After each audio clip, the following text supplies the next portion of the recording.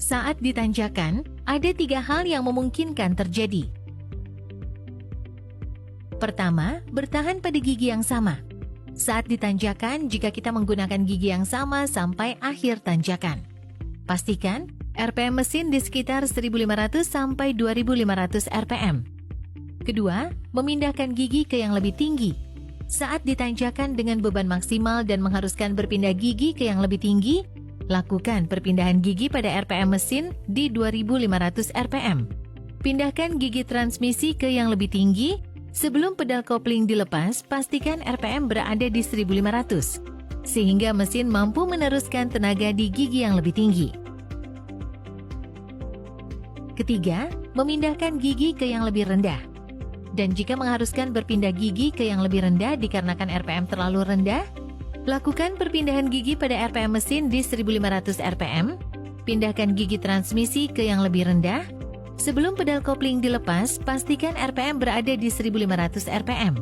Jika RPM mesin terlanjur turun kurang dari 1500, naikkan RPM mesin sampai 1500 RPM sebelum pedal kopling dilepas. Sehingga mesin mampu meneruskan tenaga di gigi yang lebih rendah.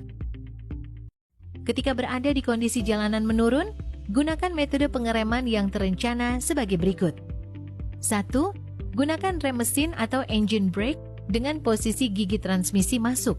Pedal gas dan kopling tidak diinjak. 2. Jika engine brake dirasa kurang maksimal, aktifkan rem gas buang atau exhaust brake untuk mengurangi laju kendaraan. 3. Aktifkan engine brake dan exhaust brake secara terus-menerus atau sesuai kebutuhan selama RPM berada di zona putih yang merupakan zona paling efektif. 4. Matikan exhaust brake ketika RPM mesin berada di zona hijau.